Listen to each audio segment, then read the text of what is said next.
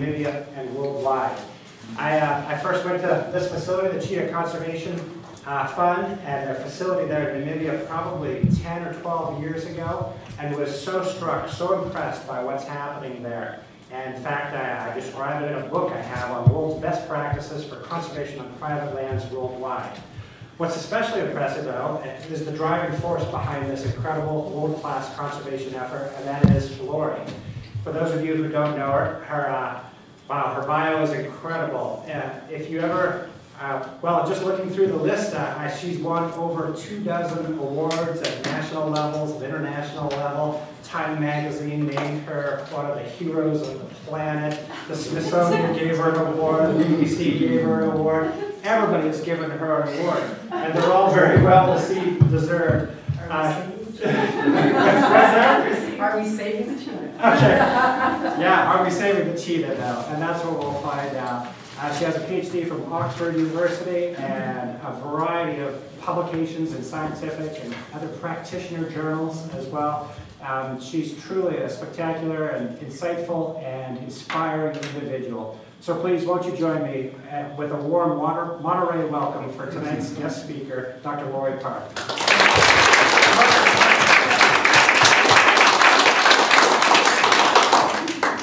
Well, thanks a lot. I live in the country of Namibia, and it's been termed now the new country of Nambia. Yeah. So I don't know if you've seen it, but of course, when the whole world's been discovered, Nambia is the new country. Why has it changed? Well, it was at the UN General Assembly that the President Trump had a group of presidents from Africa, and he was congratulating them on the work that they did, and he doesn't know Namibia. So he gave it a new name. And Namibia is great because we just took it and ran and said, now everybody's going to come to our country. Because it's a beautiful country that he made it famous for. So thank you. Oh well, I just have to loosen myself up a little bit here too. So although the cheetah is the fastest and the most beautiful and the most unique of all the 37 species of cats, they're really not that well loved by most people, because they live on land, not in wildlife reserves. Most of them are outside of protected areas, and they get in conflict with humans and their wildlife. And so really these are the questions that I deal with on a daily basis. And although the cheetah is beautiful, and it's the fastest land animal, they can catch livestock. Now, they're oftentimes catching livestock and with cheetahs and all the other predators. So the cheetah actually is a model for all of the predatory carnivores that we're dealing with, but a lot of these losses to livestock really revolve around how people manage their livestock. So I'm going to talk a lot about livestock and people and management, because we do have to work with people if indeed we're going to save our wildlife. And so our story is really about people. I can tell you just about anything you'd like to know about the cheetah, but knowing it, its biology, its ecology, its genetics, isn't going to save it. It's really trying to figure out a plan, and that plan has to be with the people of Africa. So we do look at having people who are in poverty aren't really going to have a lot of interest in conservation. But if you can start looking at alternative livelihoods and help people get out of poverty, they can then start looking at the value of conservation as well. So cheetahs are amazing. They are top predator. Top predators maintain the health of ecosystems. And the cheetah maintains the health of the grassland ecosystems. So the grassland ecosystems are a very important system. Cheetahs are found primarily in very arid landscapes, and so there's not a lot of trees and grass and water. So they actually are very important to the system. They weed out also the sick and the slow and the dumb and the weak and old, and they maintain the health of our wildlife population. So how these whole systems work is something that we continue to learn more and more about. But top predators feed not only themselves, but all the other smaller carnivores within a system. So cheetahs will feed jackals, they feed the vultures, they feed the system. And so top predators are not just there for themselves, but for the whole area. So everybody hates jackals. I think in this country, everybody hates coyotes. I mean, it's kind of sad. We have jackals on our land, and I love our jackals. And we have livestock, and we have never had a loss to a jackal. In 25 years that I've been raising my livestock with the jackals there.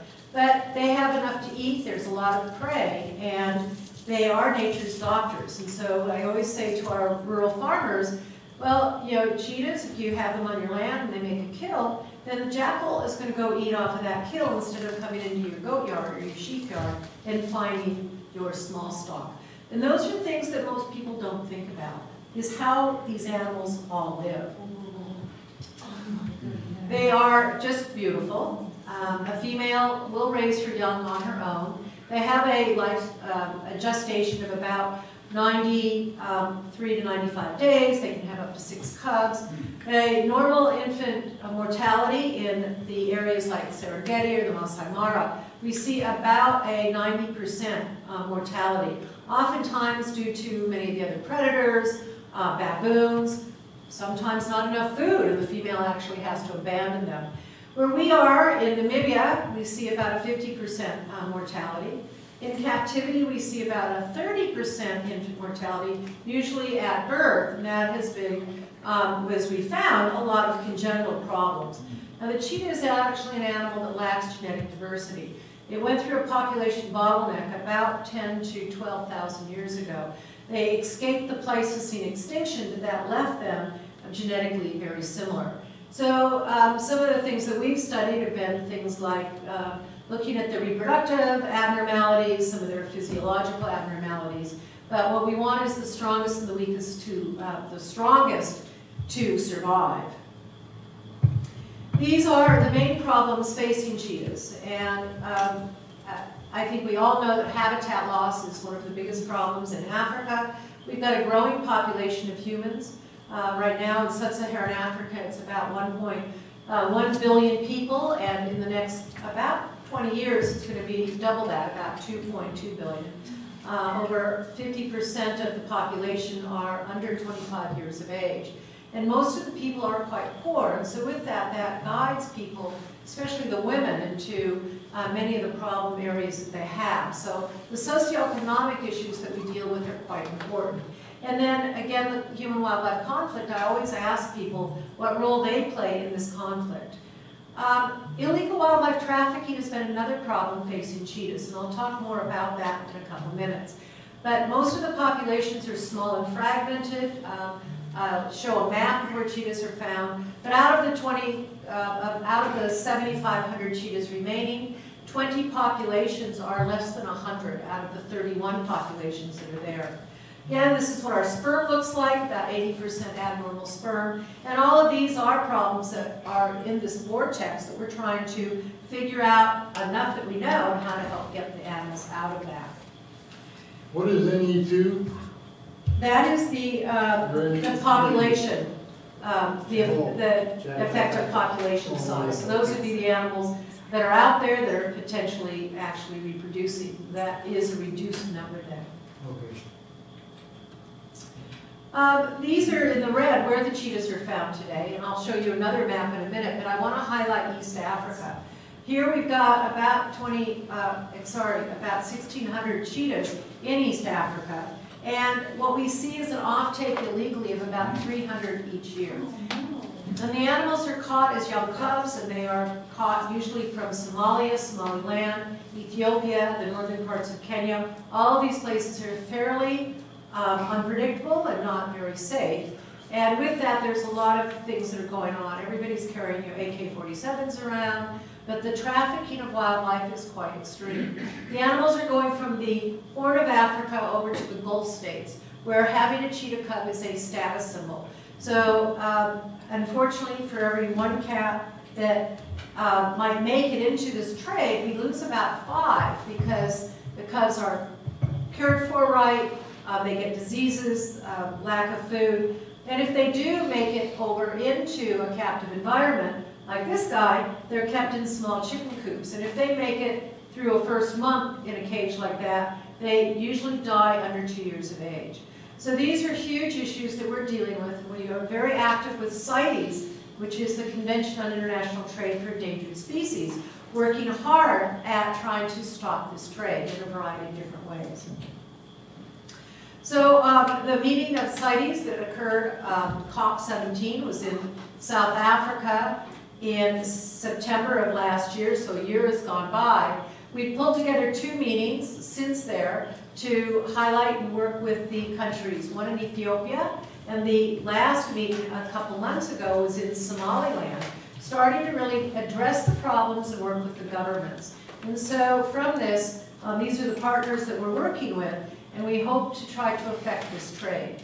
In the eastern part of the Middle East, so the areas around the Gulf states, in some of those areas like UAE, they've actually made it illegal to have a cheetah as a pet, but it hasn't changed anything because people still have the animals as pets.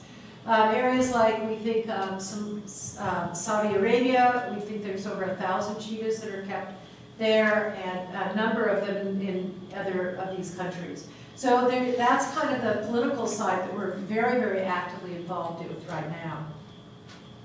So back to what this distribution is. So you saw this a second ago in the red. The green now is where the cheetahs are found. Their ranges have been denuded. We had about 100,000 cheetahs at the turn of the last century. Today there are about 7,500 animals. These are confirmed ranges in green. And of that, as I've mentioned, many of the populations are quite small. The Iranian population, which is the inset map up on the right, has a population of about 50 individuals. And Iran's a pretty big country, and there aren't corridors, and the animals don't have a lot of movement around. I live down in the southern part of Namibia, or of the country in Namibia, and between Namibia and Botswana, the 2 areas in green, we have about 50% of the remaining population cheetahs left. Although this one area up in Algeria looks quite large, there's probably less than 150 animals up in that area. It's a big desert. We have 31 populations, and as I said, about 20 of those populations are under 100 animals. And most of the animals are outside of protected areas.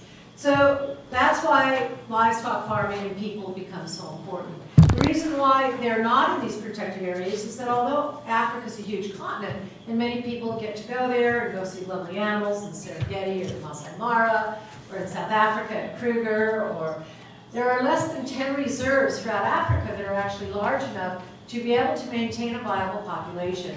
They are very far-ranging animals, and they need a lot of land. And the other large carnivores, like lions and hyenas, will actually push them out and take their food. And that's been one of the big problems for the cheetah. So I ended up in Namibia in the beginning. I started working with cheetahs in the middle 1970s, and ended up in Namibia in 1977 to do a research project there. And what I found was that farmers were killing cheetahs like flies. And when I came back and tried to tell the world that something should be done, again, that killing continued. And in a 10-year period of time, when I thought that somebody would go out, if I told enough people to go save the cheetah, that they had killed already about 7,500 cheetahs in that 10-year period. So to the young people that are in the room, I call this the Bay factor. Trust me, they will not take care of it. If that makes any sense to you guys. If you want to get something done, you really have to take the bull by the horns and actually do something.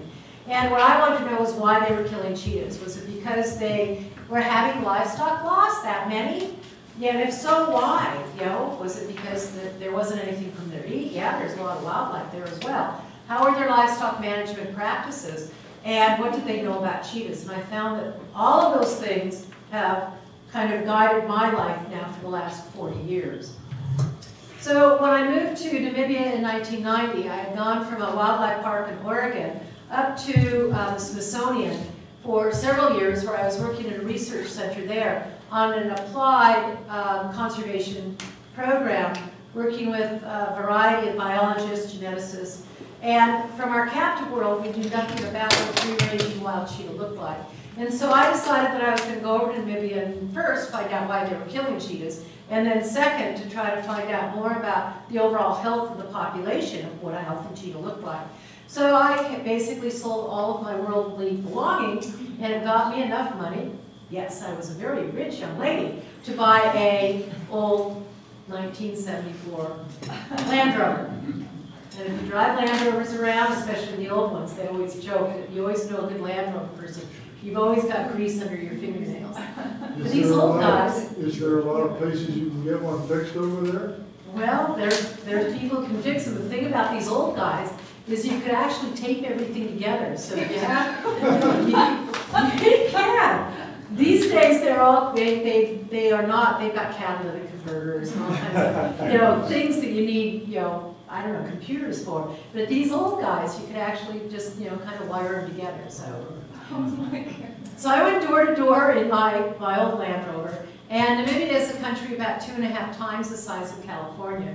So I covered a lot of ground, and I asked lots of questions, and neighborhoods are very far away. But going door to door, one farmer would be maybe an hour, hour and a half away from the next farmer.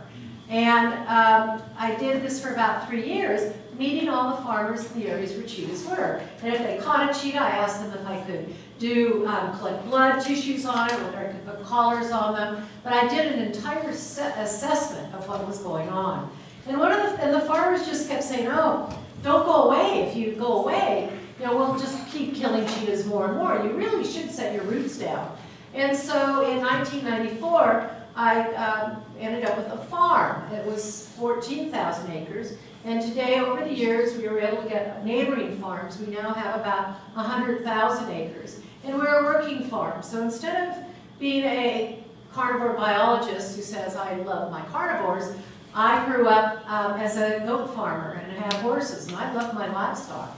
And I don't want predators feeding my livestock, so I developed programs and techniques working on our model farm so that you can live in harmony with predators.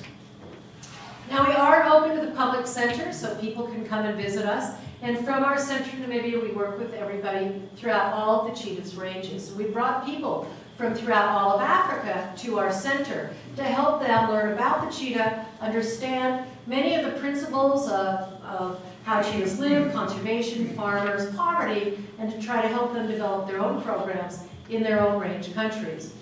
And I also might point out that we are still looking for more land. There's another piece of 10,000 acres right next door to our piece of land, and that's what's happened. Farmers have actually said, "Oh, I want to sell out on this," and you're right there.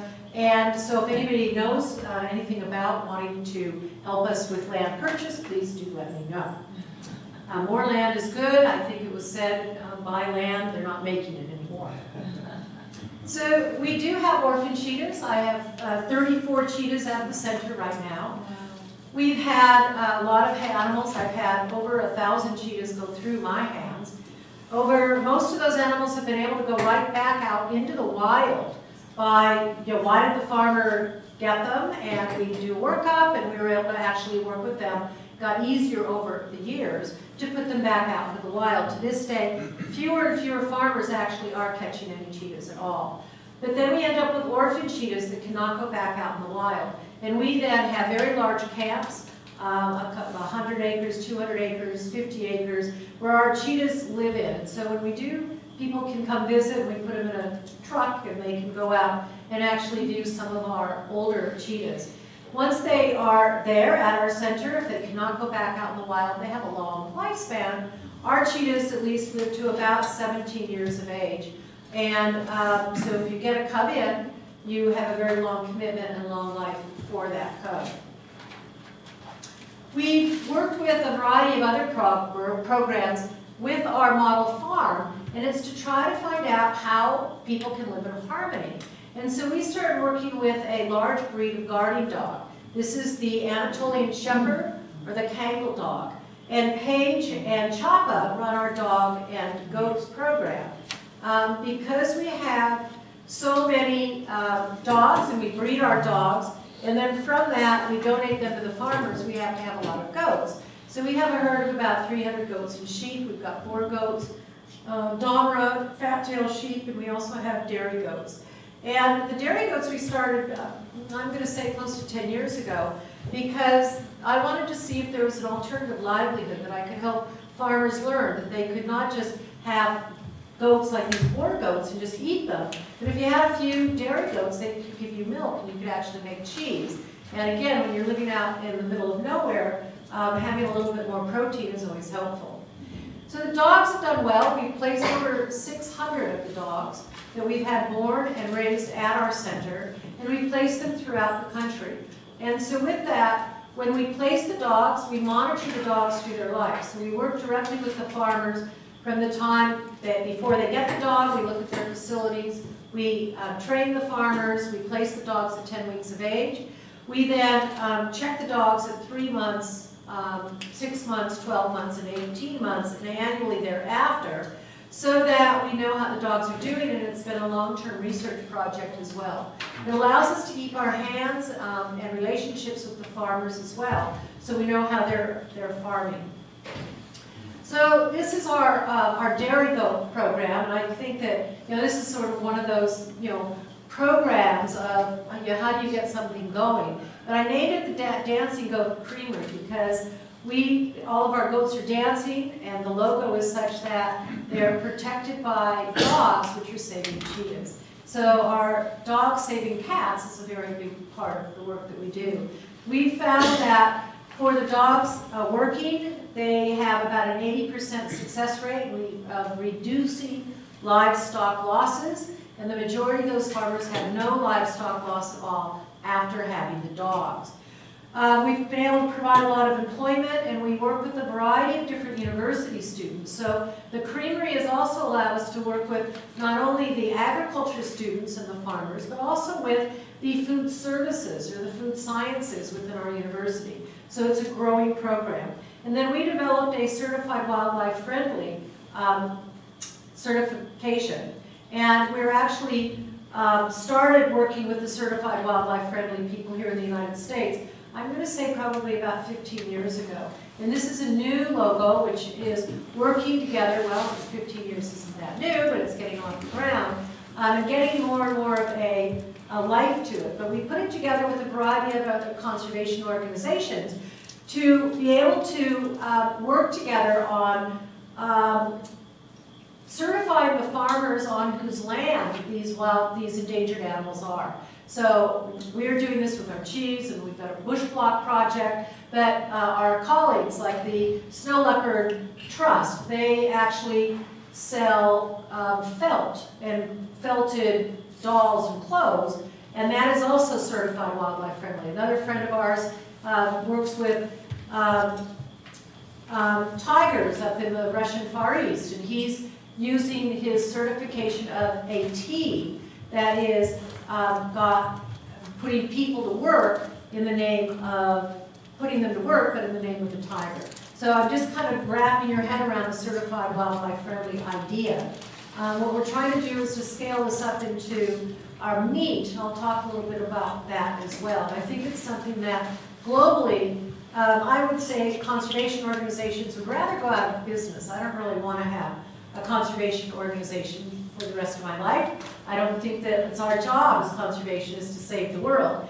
However, if we can find ways that consumers can actually pay for good stewardship of the land, then conservation organizations could turn it over to the people and the governments.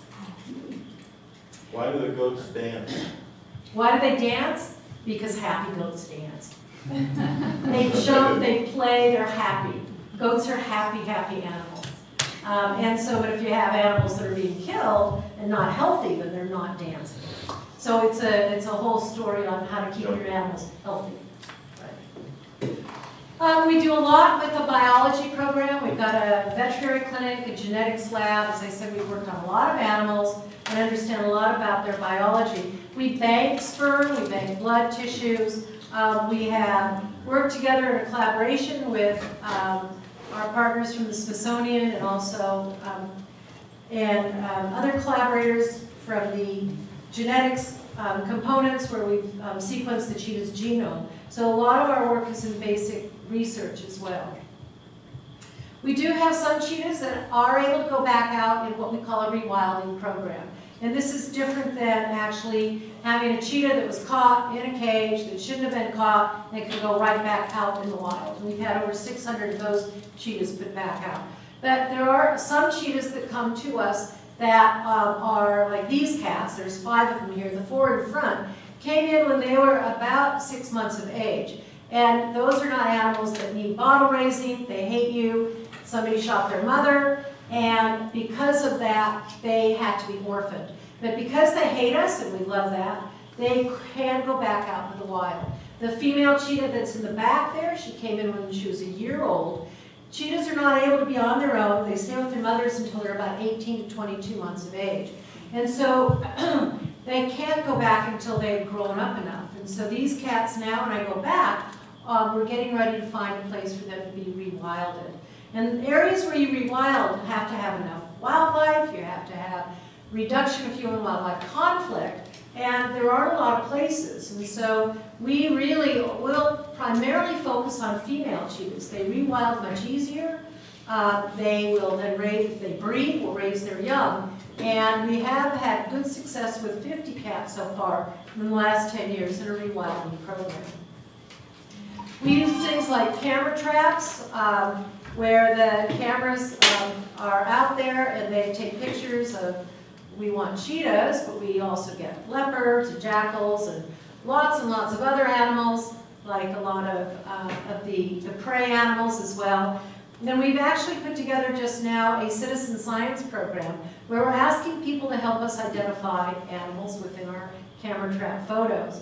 And that will be on our website soon so that people might be able to help us. But we've got, through our research with camera traps, about 1.5 million photos. And it's kind of fun to look through. You sometimes get to see cool cheetahs and things like that. Sometimes you just see grass shaking back and forth. But we're asking for help for that as well. We do use satellite collars, which are on the neck of this female cheetah. The satellite collars are very, very important for those rewilded cheetahs. We put satellite collars on them. Satellite collar lasts about 1.5 years. You can get, when we put a cat back out, we usually track it every hour. And then a few weeks later or months later, depending on how it's doing, we'll drop that down to usually 4 times a day, just to make sure where it is and how it is doing. That allows us to do home range studies. It allows us to find out where the cheetah's hunting, what the cheetah's hunting, and how they're living out. And so the collars are great. Our satellite collars, though, are quite expensive. Each one of the collars is about $5,500. And so those 5 cats that I'm going to try to release soon, I have a little investment that I have to make to try to get them those, I call them diamond collars. So giving you an idea of what these ranges look like, I think is very, very important. And that's why I'm calling my talk Cheetahs, Humans, and Landscapes. Each one of these white squares is about 10,000 acres. Each one of these are different home ranges. An average covers about 20 farms. I like the one that's red in the middle. And with that, it allows us to see what those movements are. And they're not going in circles. They're going in and out doing star shapes. What they usually do is come in and out to what we call marking trees or play trees, like this camera trap photo of the cheetah has. Through our camera trapping studies, it also allows us to look at densities through models.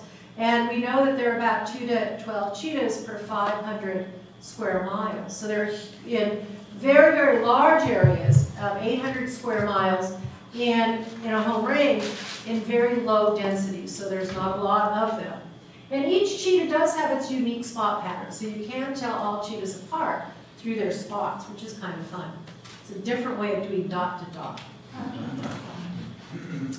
A little bit about conservancies and landscapes that we're involved with. So we are right in the middle of the country, which is this upper map here. And CCF is, Cheetah Conservation Fund, is based right here within this yellow area. The yellow area is the Waterberg Conservancy. The green area is the Waterberg National Park. And the colored area are 4 communal conservancies in the area that's also called Eastern Communal Areas or Herrera Land. And within this whole area that we all work in, we're called the Greater Waterberg Landscape. Now the Waterberg Plateau Park, which is the national park, which is the corner on the right, has many of the country's most rare and endangered species. We steward black rhinos in the far corner of the yellow and blue over there, and throughout the yellow and the blue are where wild dogs live, African wild dogs, also called the African painted dog, are critically endangered species with about 4,500 cheetah, wild dogs left. We have about a tenth of that in Namibia, so about 450 painted dogs. And there's cheetahs out in this area as well as leopards, but this area is our backyard and the area that we work closest with.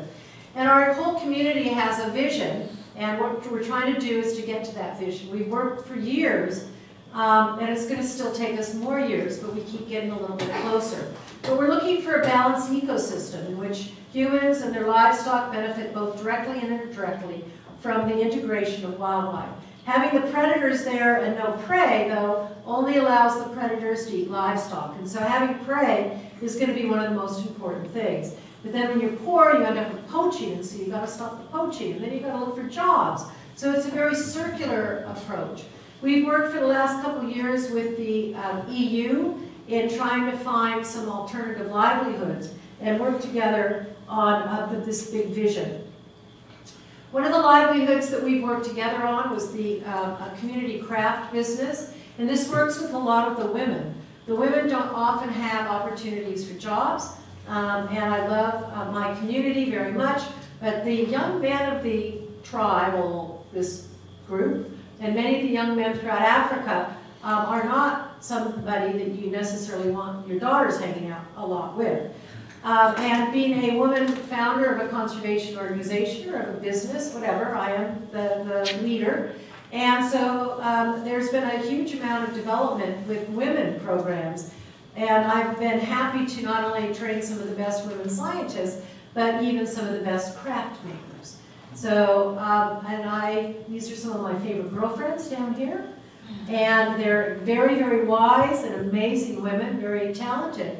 But up until I got there 25 years ago, they didn't have jobs, and they never thought that they'd ever see jobs for their daughters.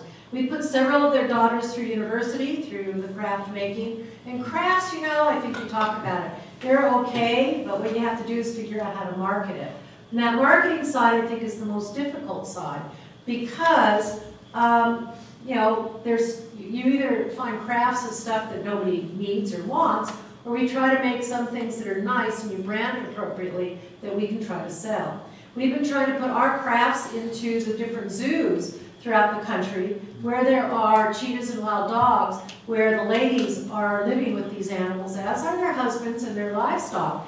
And I'll tell you, that's been one of the harder things. You'd think it would be easy, but those relationships are very, very difficult. And so that's one of my biggest challenges right now, because I want to bring in more money every year for the ladies and the communities, because with that they can do a lot more. So another area that we deal with, and that's an area that is called Future Farmers of Africa.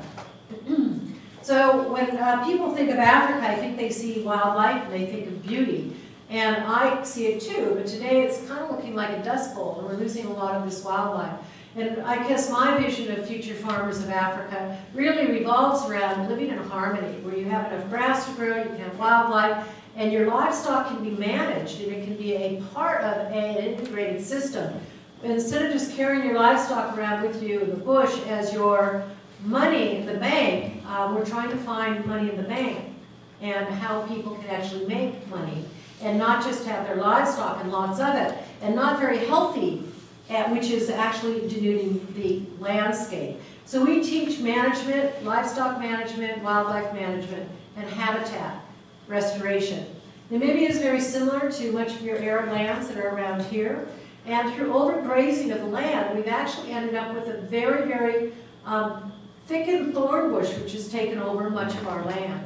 And so instead of just overgrazing the land and only having sand there, many of the countries throughout Africa that are overgrazed from the livestock, we end up with other invasive bushes, or native bushes that have overgrown and have taken over these lands, which is a form of desertification.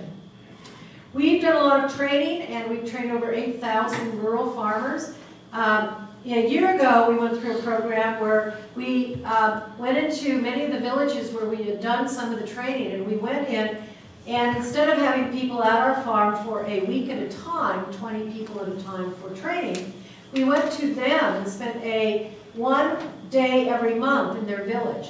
And we went through an entire cycle, a different season with them. We were looking at scoring them, their scorecards of their farms, what their economy was looking at, but over a year's period of time, it allowed us to do a lot of research with the farming community as well. And we've worked with over 2,000 farmers in this one area. But what it did, it allowed us to go in and find out a lot more about where some of the conflict zones were and why. And from that, we found some very key areas. And those are the people that now, the last year, we've spent a lot of time with, trying to understand why they're having different conflict than some of the other areas, and how we can help them with their livestock management. At the same time, we've been able to put out camera traps, understand more about the movement of the animals, and be out there, so we hopefully is reducing the amount of killing that's going on by the farming community. Some of the results from our training programs, in the beginning, as we were there, we found that about 97% of them had very limited knowledge in any of the health care or management of their livestock. And I don't know if there's any livestock farmers in the room here, but if they're okay, and I bet you know that you have to have some nutrition and you have to trim hooves and some of that. They don't know, you have parasites and vaccinations. They didn't know anything about that. So that's what a lot of our training went into, and we found that after a year working with them through the entire cyclone season, that 99% of them had a greater knowledge. We also found that of the livestock loss that was out there, almost 65% of this loss could be reduced just through caring for their livestock properly. Understanding that how, problems with diseases and birthing problems and poisonous plants, and those simple things have allowed us to identify that you can train and help people through 65%. And then we've got a lot less percent to look at if we're dealing with conflict areas. Most of them said that their livestock was healthier, and so this year we've actually taken our vets have gone out there, and they have scorecards, and they actually score these farmers and come back and share it with not only myself, the farmer, as well as the community, to talk about their strengths and weaknesses, because they do want to do well, and we need to continually help them. And most of them have now thought, after a year working with them, we taught them things like financial management. Now, a lot of these people are illiterate. We put all of our training programs into Herero. If they don't all read Herero, we've got a lot of pictures.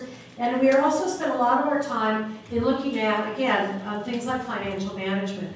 If indeed you have 50 cows, and at the end of a calving season, you only have maybe 2 calves born because the others died, would it be better if you sold some of those and had them healthier, and you could give them vaccinations or deworm them, or even some supplements, and then maybe you could have 20 calves that were born, and then you could sell those. And so that's sort of like that scratch your head of, aha, that really does make sense. They want that help, they don't often get that help. So we've been gone into the wild dog business. I've tried to stop the killing of the wild dogs in these areas. And this past year we ended up with a couple of puppies. They came, what the farmers do is they dig out dens, and then they will kill the puppies. The Conservancy found out about it. They let the Ministry of Environment know. By the time we got there, there had been 6 pups, 2 of them were only alive. And they came to our care. They came in when they were about a month old, and they're the ones in the middle now. And we called them white collar and zebra legs. And then we thought everything was great. Then about 2 months later, we ended up with another 6 puppies. Well, they're the ones over there. And these 6 puppies also came in at about 4 weeks of age, where their dens had been dug up. The Ministry of Environment, for the first time from a whole national scale, actually started taking these farmers by, I guess, seriously. We just said, we're not going to let the killing go on. We have to stop this.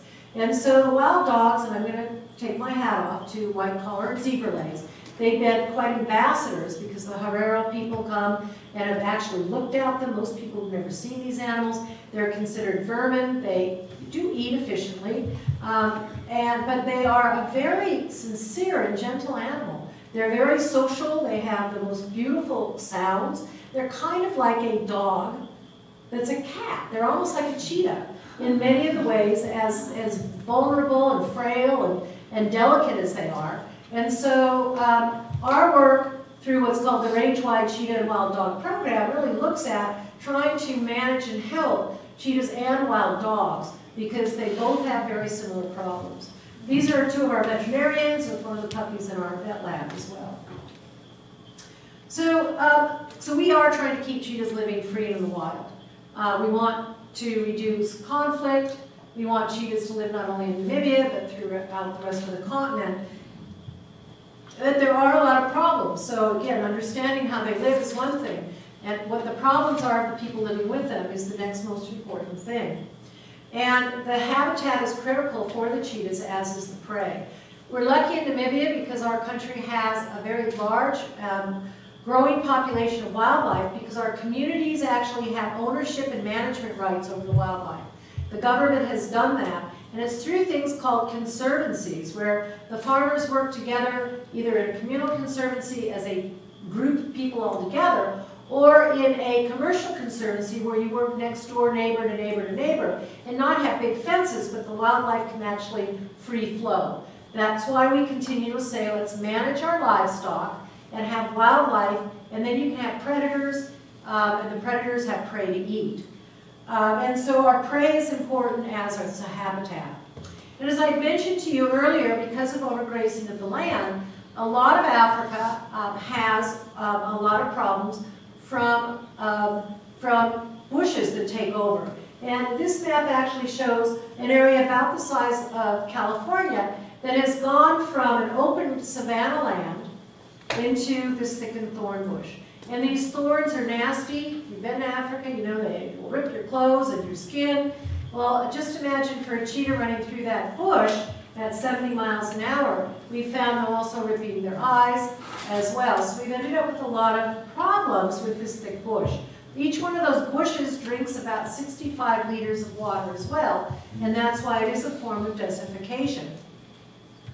So our habitats change, especially during our very severe droughts in the 1930s, 1960s, again in the 1980s, and from that the habitat changed.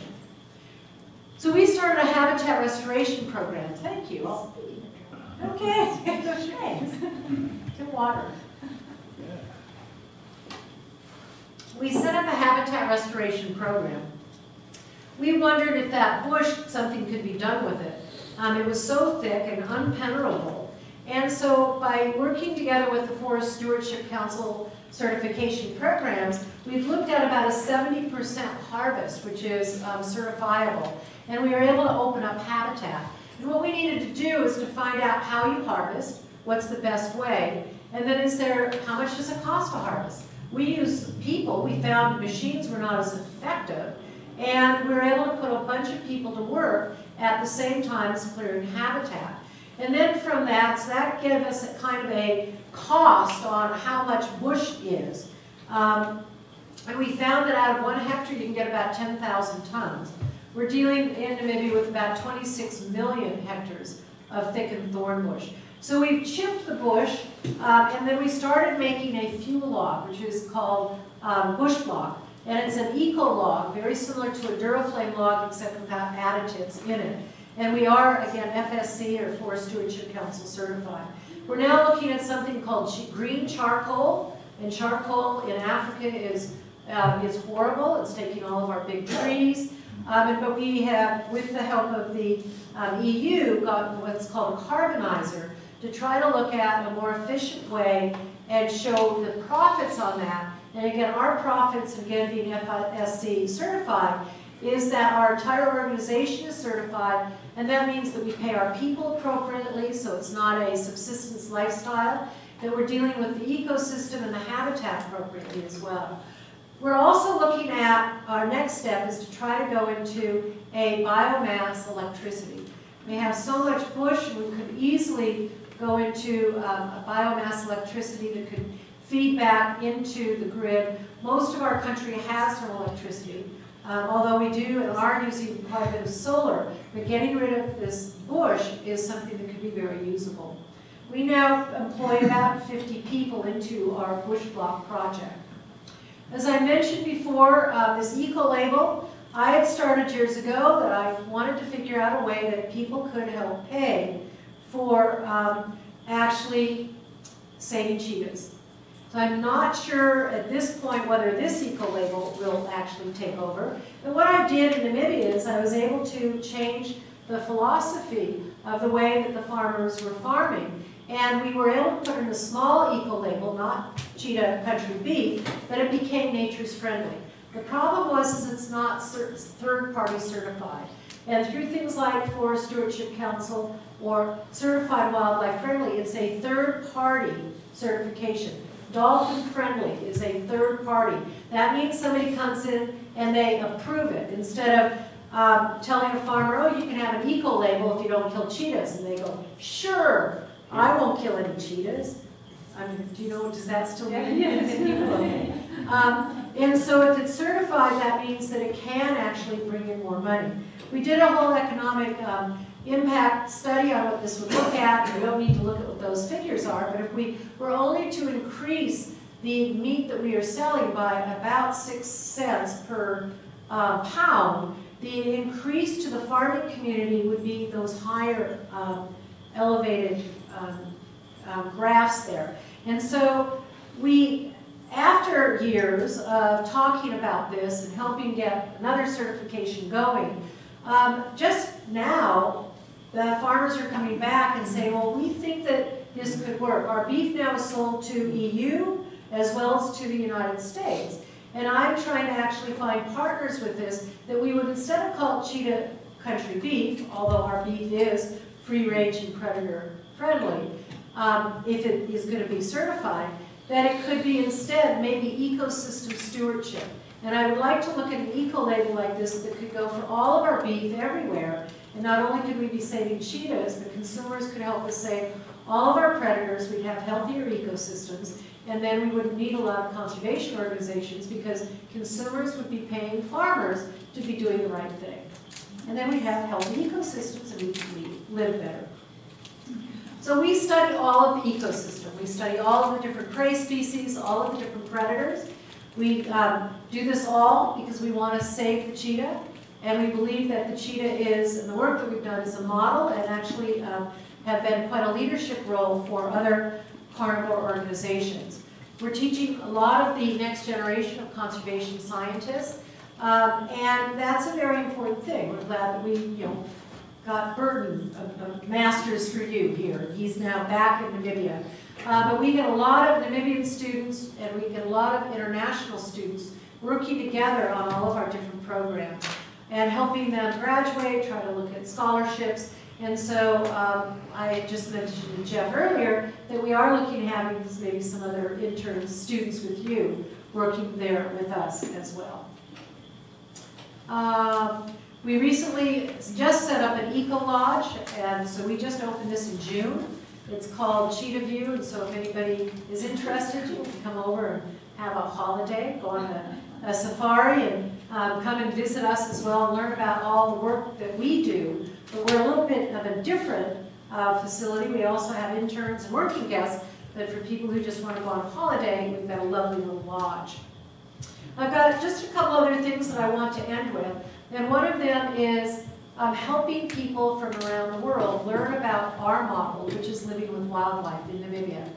There is an organization called Pathways for Colorado State University. It is the premier conference, if not on the integrating human dimensions into the fish and wildlife management. And it's only been in Africa once, in Kenya a couple of years ago.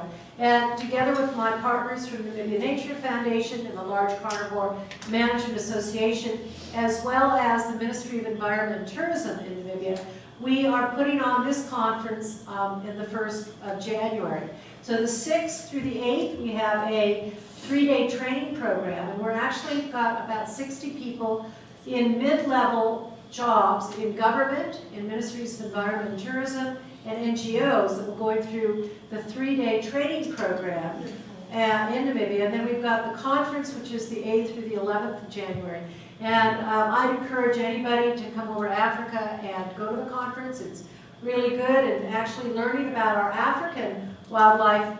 That's why I think everyone's so excited to come over, because our programs and our problems are similar globally when it comes to living with wildlife. And then coming up soon, on the 1st of November, we have another big book coming out. This is more of an academic book, and it might be something that your university might want to get for your library at least. But it is an Elsevier book, Cheetahs, Biology and Conservation. And it really is, represents, I think, the 40 years plus of my life and my colleagues working together. All of the years, all of the research that we've done, that we've synthesized it in a 40 chapter with 120 co-authors. And I think it's going to be quite an exciting book. And we talk about many of the different things that I've brought up briefly here in this talk. But really it's about how cheetahs and humans can share a landscape together and how we can save this species for future generations. But today we are at our 6th world extinction, and the world's going to have to change dramatically, very shortly, like now, unless we do make that change. We're not going to have animals like the cheetah or many of the other beautiful animals that when you think of Africa, they're not going to be there. Unfortunately, our problems for the world today are here, staring us in the face. They're going to accelerate, and it's going to be the young people, you guys in the back, who are going to, I hope, have the skills and the knowledge to try to reverse the trend that we're at today. And so I take my hat off to all of you and to your teachers for your trying to give them the tools that are going to be needed. And I hope that from the tools that I've been able to develop, nobody has to redo those tools, but the toolbox is there. And we do and have these tools that are going to be available, not only for cheetahs, but for other predators, and for a healthy ecosystem that we all can live on together. Thank you.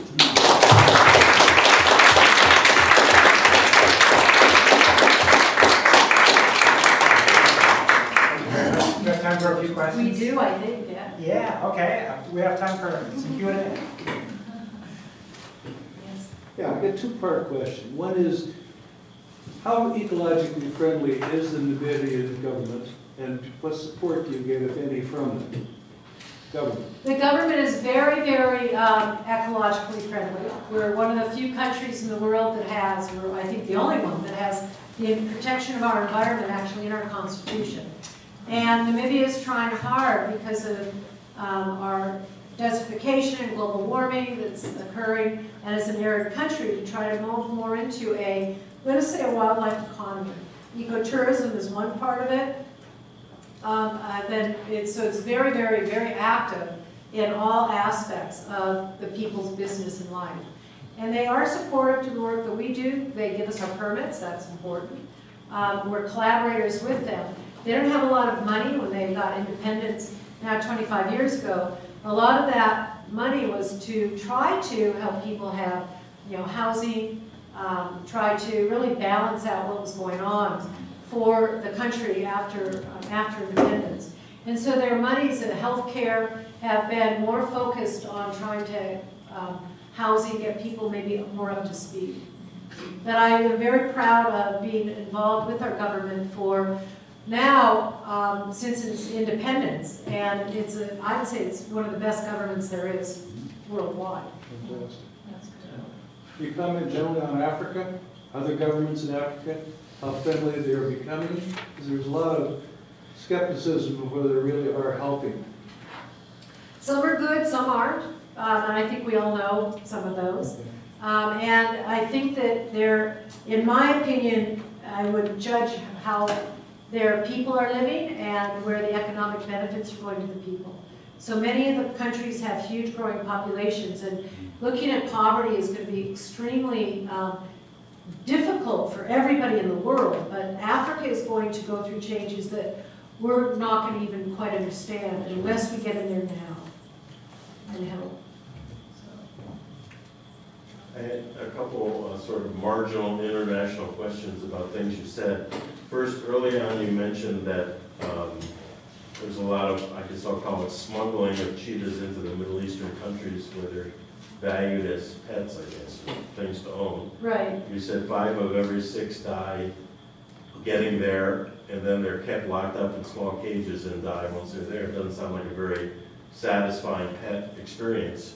And I'm wondering, is this only cheetahs, or are there other cats that are affected? There are other animals as well. Cheetahs are the most easily kept, I guess, and that's why they've been revered and what people want them. They're kind of small, you can grab them and they can tame.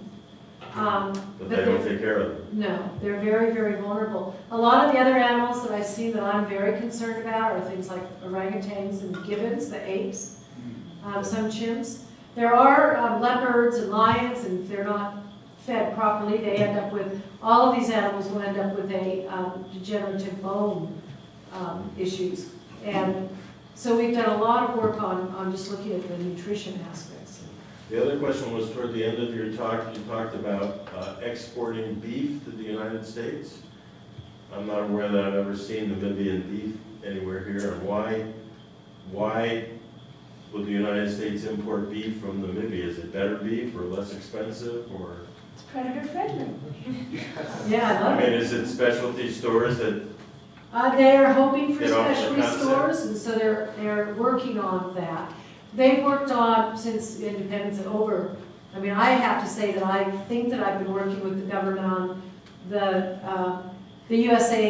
USDA imports for probably 25 years. And so when they did finally get it, that's great. Most of our beef was going to Europe, and we are, I think, one of the only beef exports into Europe, Namibia and Botswana. And having those regulations are really important. So they wanted to try to get into the U.S. market. What we've tried to do is show them there is benefit. Americans do have, you know, if we could get into things like Whole Foods, if we could certify it in such a way that cost back to the farmers would be great. And so again, we want a high quality beef, and our beef is, I think, some of the best beef in the world. It is range fed. We don't have additives. We have a system where it has to be tagged, and so you can actually tag and know that beef from the kind of the box that it comes in back to the cow. And so because of all of this, we believe that we could be able to have a tiny piece of the market here. We are only going to be importing like 10,000 tons. So it's a drop in the bucket. And America doesn't have enough beef, so a lot of our beef is coming here from Argentina and Brazil, and if we could do it in such a way that it is actually in a certified way, that would be, again, coming back to promoting the work that our country wants to do, is to have good ecosystem health, wildlife health, and our beef to be, that we're very proud of our beef, to show that it can be in harmony with wildlife. So. Yes, so I work on a preserve here, and we deal with brush encroachment in our grasslands. So I'm interested, once you've harvested the thorny brush that you guys have there, what do you do next to make sure that it doesn't just grow right back? We do use a growth regulator that we paint on every bush that we cut. And it is Forest Stewardship Council certified. So that is, there's an additional expense to it, and with that it doesn't grow back. Are you trying to shift the assemblage of vegetation there in some way, apart from just removal of the brush? As soon as you remove it, what happens is it shades the grasses. So when it's gone, then the grasses come back pretty much the next year on their own. Then we're starting to see a real improvement of the grazing lands. So it's it doesn't, the reason why it's there in the first place is because the big predators like the rhinos and the elephants, and they're gone. They used to trample it down. So when they're gone, then this brushy, thorny stuff grows, and and that's what we're trying to take out. Yes. A few, if I remember correctly, a few decades ago, when you were at Wildlife Safari, they kind of figured out how to breed cheetahs, and nobody else really was doing very well at that in zoos. I'm wondering if you have any interaction with zoo-raised cheetahs and what the status of that is in this country. Well, because I still am very active with zoos around the world. Worldwide, we have about 1,800 cheetahs living in captivity in about 260 facilities.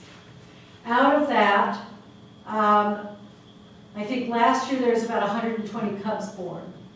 North America has, I think last year we had 9 facilities out of 65 that bred cheetahs. What we've tried to do is to encourage larger breeding facilities, and some of those would be places like the San Diego Wild Animal Park, the Wildlife Safari up in Oregon, a place called Fossil Rim down in Texas, the Wilds in the middle of Ohio, the Smithsonian's off-exhibit breeding area. So these are called, they're called C2S2, which is conservation breeding areas. And so the recommendation is to actually, have very valuable animals off exhibit with a number of animals to breed. We still are in a self-sustaining captive population, although the captive numbers have increased, primarily from import of animals that have been captive born in South Africa. So again, managing the stud book and the management and the genetics, and the cheetahs just don't go and breed with each other that easily. There's mate choice, and you need large areas and a number of cheetahs to have mate choice with. So we still work closely together. The vision that potentially you could breed animals and put them back out in the wild, I still believe that that could be done. But I do believe still that the wild animals, we have to work on making sure that there's habitat for the wild animals.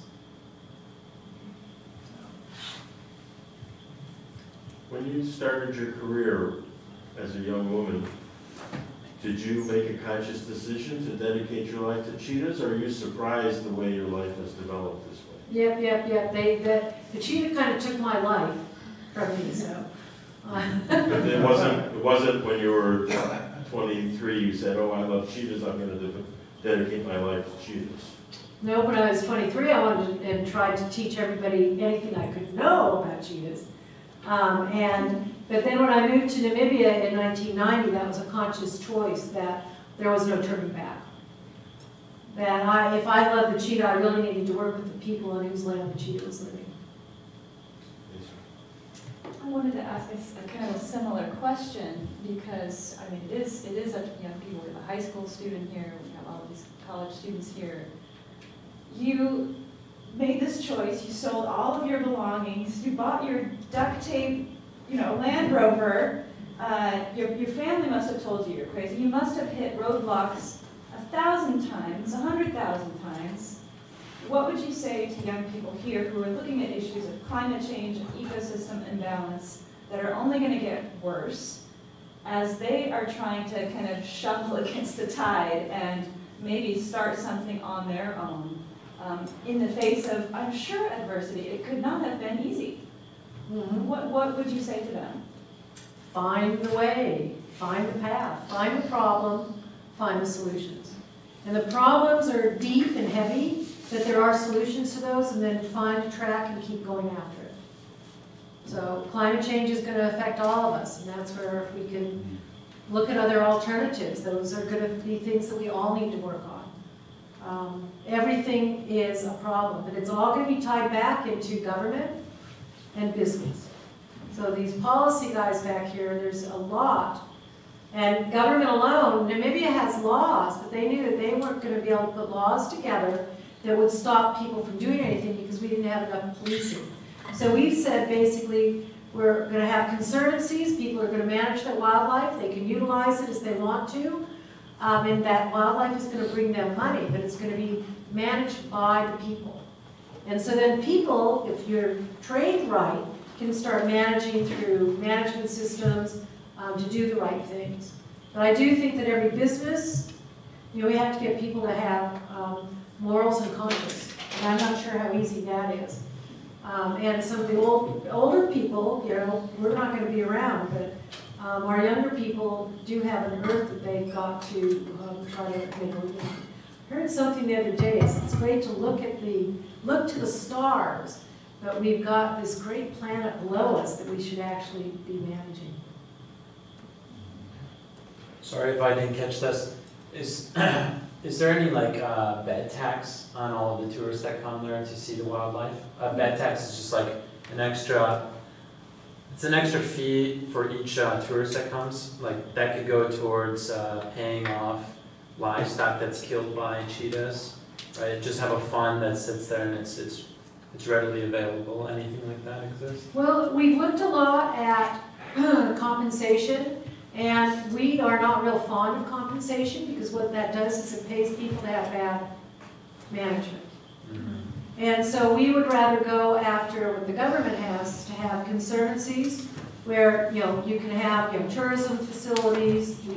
We are a hunting country, so if you manage your wildlife on your conservancy, you can hunt your wildlife and have meat to eat.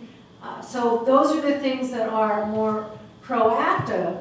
Then if you end up paying people for poor livestock management, you're just going to keep having poor livestock management. Do you mean just in the sense that they're exposing them to animals, or just not taking care of them? They don't take care of them. I'm just talking about kills from cheetahs directly. Yes, right. Yes. And about the grazers, the owners, you mentioned something like 8,000 people were trained?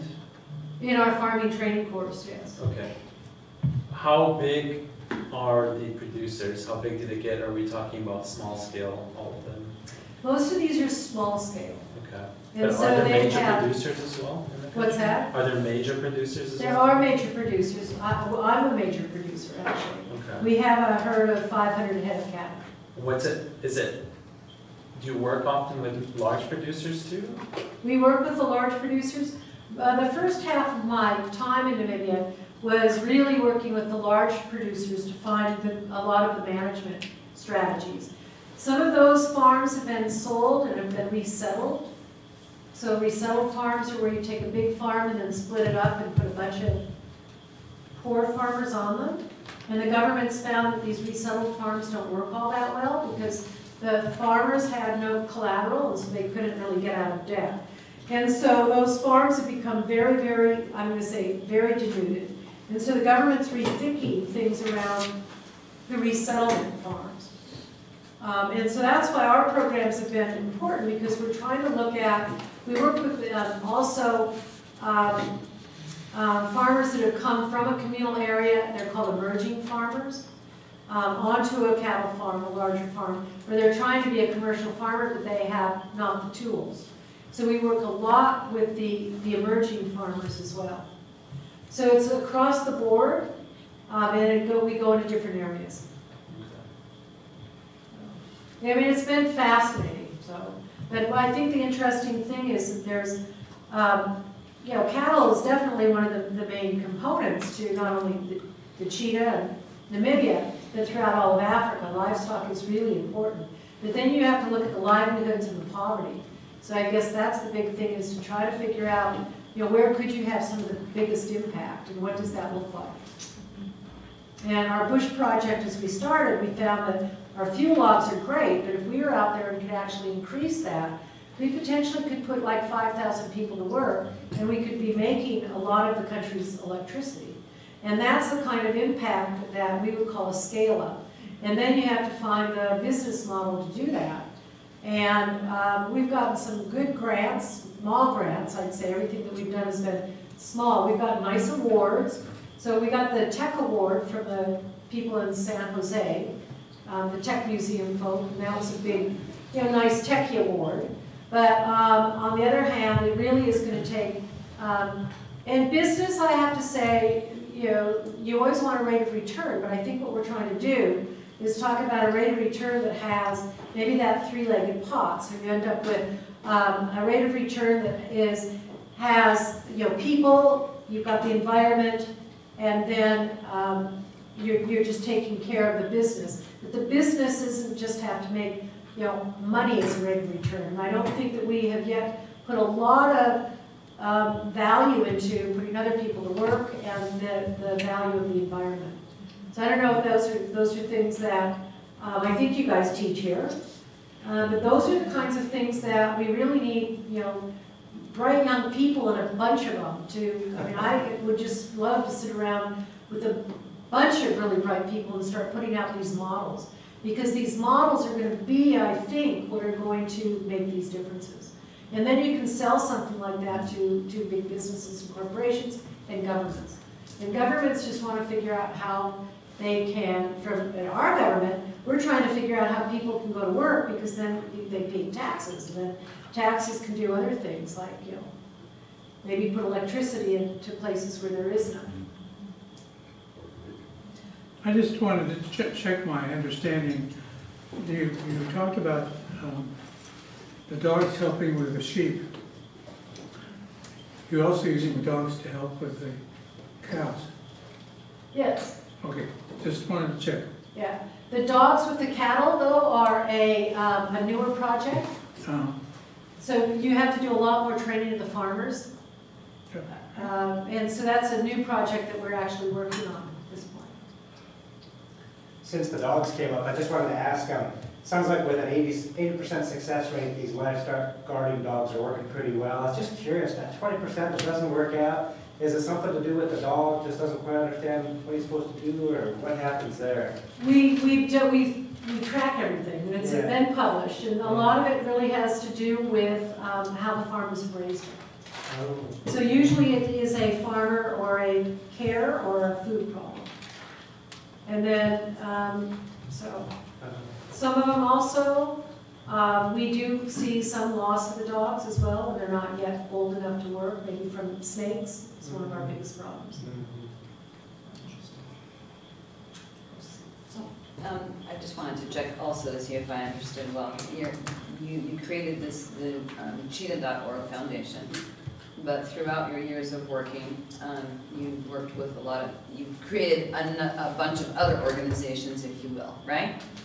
Yep. So I guess it seems that your work, and I'm saying this because there are a lot of young people here, has brought you started with one item, and then you kept on saying, well, that, you know, the next thing depends on if I do this, and then if I do that and give these people jobs, then I can do this, and so forth, and so we're branched out, correct? So do you get help from USAID, or you mentioned the European Union? Do you write grants to get, you know, for particular projects to get investment? EU's been very good. They do have international grants. Right now we're working on a grant for some of our work in Angola. USAID also. USAID has a lot of government management issues. So if you get a grant like that, you have to hire almost 1 or 2 people to manage the grant. So it's not worth it, really, in a way. I mean, I can tell you more than you ever want to know. I went back to one of the congressmen in Washington, D.C., who was the head of appropriation, and I said, we got $1 million over 5 years. $1 million might sound like a lot. You divide it by 5 years, it's nothing. They spent, for an auditor, probably $1.2 million. No, I mean, I couldn't come up with how much, but, and they couldn't find anything. And the number, they just ripped the government off. Oh, well. So for the sake of the millennials, I mean, if you're saying, okay, I need 10 kids to come out here that are brilliant to work to do all these things, is kind of what I'm getting, the gist of things, right? Donations on the one hand, and then kids on the other. Brains. Brains, yeah, brains. Brains. So what is it as brains? Right. Yeah. But they're millennials. Do you guys remember the movie Lex? No. Lex. Okay. So what can you offer the millennials is my question. What can you offer the millennials? How do you entice the millennials to come out and, you know, work in the media? And you know, I got to wrap my head around what millennials are. So I'm trying to get a definition. All these names came on. I mean, I've really been gone a long time. But I come back here every 6 months for, you know, a day here and a day there. But I don't quite, I'm trying to wrap my head around it. They're married to the phone. Okay. They're born in the 90s and later, right? Well, No, you do one so they don't know that. Most of what I think they want to do is achieve something in an easier way than we have maybe been accustomed to, the people that are our age. So how can you entice them, and what is it they need to be fighting for in order for them to pack their bags and sell their earthly belongings to go help you? I don't know, I get really, really good students, so maybe it's just a selection process. I think it's definitely a mentoring process.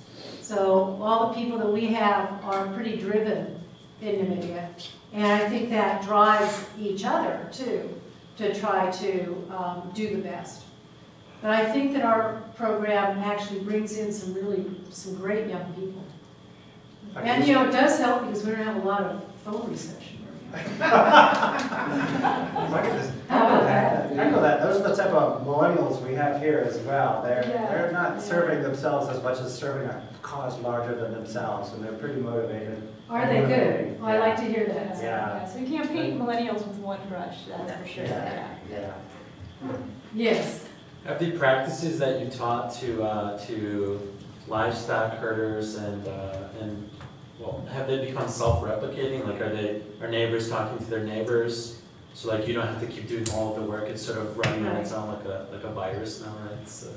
Yeah, we like it, that virus, yes. Okay. I mean, that's why we started, you know, we train people from throughout, and I always brought people into it from a village to our training programs. I wanted 2, because if you only train 1 at that village, they're going to tell a story sometimes. If you've got 2, they can't tell a story.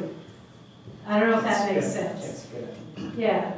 And then they can support each other when you end up with different issues as well. You know, when for these livestock issues and even human health. So we've got a program now that we are trying to develop this more into. It's called kind of a One Health or global health type issue. Is most of the people we're dealing with, the veterinarian, might be 2 days away. That's for your cow. You might like your cow better than your wife or wives. And that's still 2 days for a doctor.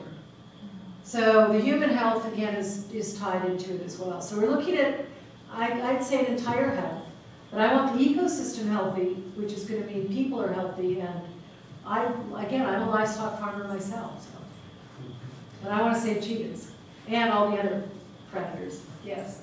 Yeah, I have a land management question. For coexisting with predators, I would have thought that constructing fences would be more of a practical goal, but I find that that's usually not the case. Can you explain why that's less practical than it would seem? Well, for livestock, yes, we do fence, and fencing is helpful. And that helps you manage your livestock, and so fencing is an important thing. Big fences for managing wildlife stop migrations. So I don't like big fences. A cattle fence, though, again, this is a problem because in the communal areas, you're really not allowed to fence. In the commercial areas, you can. Most of the farmers throughout all of Africa, the rural farmers, don't have really money to fence, but it's also might be against the government's laws. It's the land of the communal people. What we would recommend there, though, would be to have, and you could have portable fences, or you could also use herders. And so we recommend the use of a herder, which is really important. And now they're showing, again, in systems like in the Serengeti, you end up with large concentrations of wildlife, and you move rapidly, and it is better for your grazing land as well. And that's been termed kind of the savory system, or the holistic approach. But if you kind of model things like that, what we're trying to do is to figure out how to get a community, and I call this the starburst. You know, one day I think when I'm old, I keep handing out my starburst photos to people, that a village has a lot of farmers in this village, and they all have 10 cows, 50 cows. And when the morning comes, all their animals go out and graze, and so all the animals are out in a star. And so there's no way of actually managing your grazing land.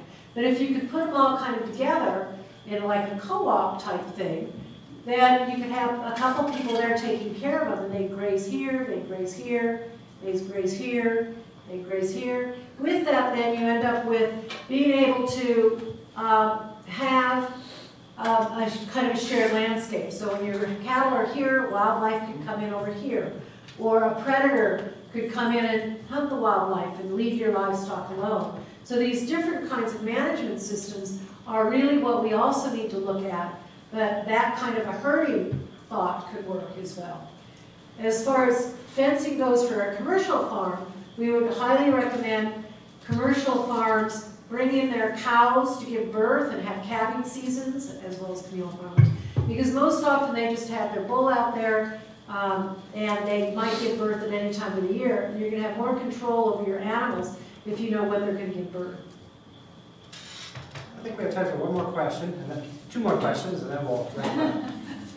So I'm very interested in tiger and leopard conservation in the Russian Far East, and from what I've heard today, there seems like there's a lot of parallels with the challenges that they're facing, so habitat destruction and human wildlife conflict. So from your experience, do you think that similar conservation strategies can be applicable to other regions and other predators? And if so, what do you think the best way to go forward with that is?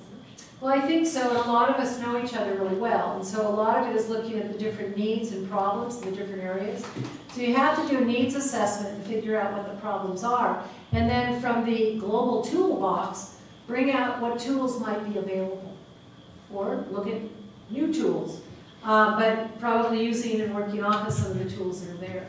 So we do have a lot of tools available, and a lot of us know each other quite well. Last question. I'm trying to become an understanding of the dog's role. The dog role is to discourage the wildlife from having a meal from one of them. From the predator, yes. And I'm sorry I didn't describe it good enough, I'm sorry. Okay. They bark loudly and there's an avoidance. And so predators don't want to get hurt. And so by knowing that there's something loud, they mark territory. The other predators know that there's something equally as big around the livestock and will avoid it. So it's more of an avoidance than attack. Great.